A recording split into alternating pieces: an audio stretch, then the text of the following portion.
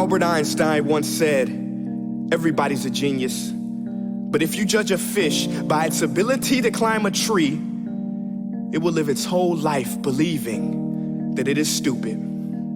Ladies and gentlemen of the jury, today on trial we have modern day schooling. Glad you could come. Not only does he make fish climb trees, but also makes them climb down and do a 10-mile run. Tell me, school, are you proud of the things you've done?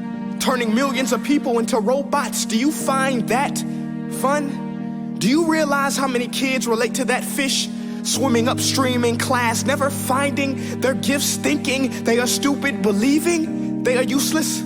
Well, the time has come, no more excuses. I call school to the stand and accuse him of killing creativity, individuality, and being intellectually abusive. He's an ancient institution that has outlived his usage. So, Your Honor, this concludes my opening statement, and if I may present the evidence of my case, I will prove it. Proceed. Exhibit A. Here's a modern-day phone. Recognize it? Here's a phone from 150 years ago. Big difference, right? Stay with me. Here's a car from today, and here's a car from 150 years ago.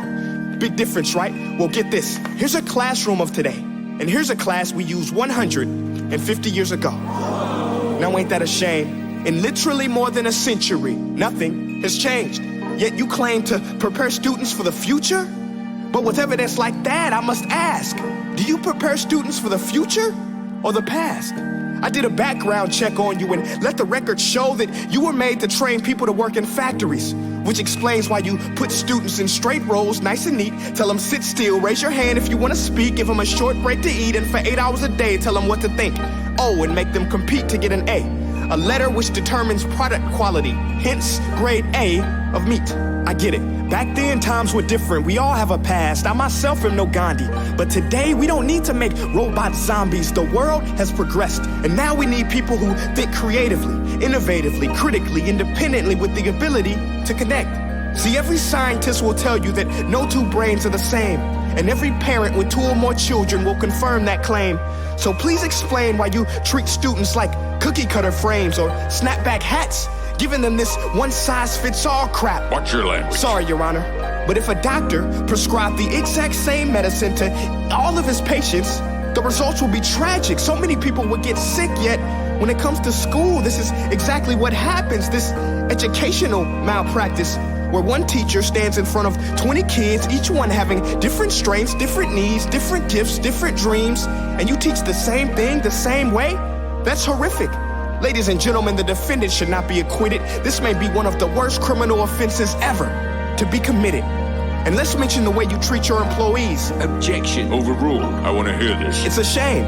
I mean, teachers have the most important job on the planet, yet they're underpaid? No wonder so many students are short-changed. Let's be honest. Teachers should earn just as much as doctors, because a doctor can do heart surgery and save the life of a kid. But a great teacher can reach the heart of that kid and allow him to truly live.